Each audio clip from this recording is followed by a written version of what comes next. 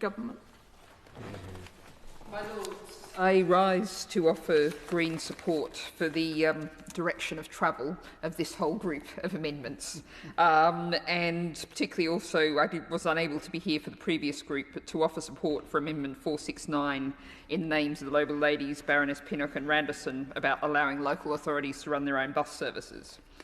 But to look at some of the specific points of some of the amendments in this group, I think we've already heard the case set out, and I would essentially agree with pretty well almost everything that has been said by the previous speakers in this group about the absolutely parlous state of local transport in the UK, in England in particular, and the way in which we are so far trailing other parts of the world. The Noble Lady Baroness Hayman talked about electric buses, and I was just looking up the stats, and the last I could find for the EU was the end of 2021, and there were 8,500 electric buses in the EU then, and I have no doubt that figure's grown significantly based on my own experience of arriving in a number of countries, small European cities, and a little electric, what we might call a hopper bus, there at the bus station, a line of them going in different directions, taking people at the train station, taking people around the city, is just a normal thing. And yet for us, that's a rare and amazing pilot, unusual scheme.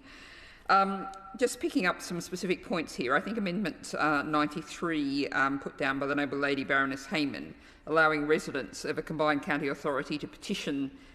their authority and the government for new transport infrastructure. I think creating that democratic framework, explicitly putting it down here on the face of the bill, would be a very useful thing, because we know how much hunger there is in local communities. Mostly they're trying to defend the bus services that they're about to lose, but there are so many places where people could say, if they saw the potential for a route towards a new service that everyone knows is needed, that the petition would provide them a mechanism for that. Now, as the Noble Lady Baroness Randerson said, 94 refers to the assessment of the sustainability of transport infrastructure. And with 27% of our total emissions coming from transport, 91% of those from road vehicles, heading towards public transport and indeed active transport, cycling and walking pedestrian routes are absolutely crucial. And to ask the CCAs to put down on paper where they're at and where they're aiming to go is really absolutely crucial. And I think that sustainability also really has to look at the issue of resilience, because we are in the age of shocks, climate and other. And I was just sitting as we were listening to this debate thinking about the situation of Dawlish and the number of times in which we've seen a crucial rail route cut off, and that's something that first really came to public attention in 2018, and we've got precisely nowhere on that issue since. And finally, I think Amendment 97, which we haven't formally heard introduced yet, but whether CCAs can designate rail, bus and cycle paths in particular as key routes. If we're going to have the kind of modal shift that we need to see in terms of local transport, the bus and the cycle paths, bus routes and cycle paths are absolutely crucial. And we need to give CCAs the power to really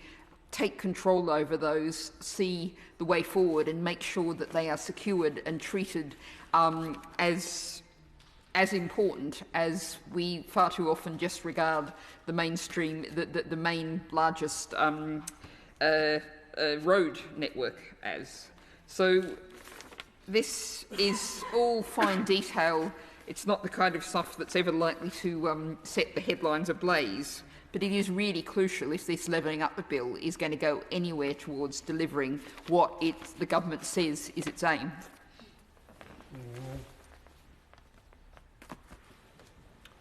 My Lords,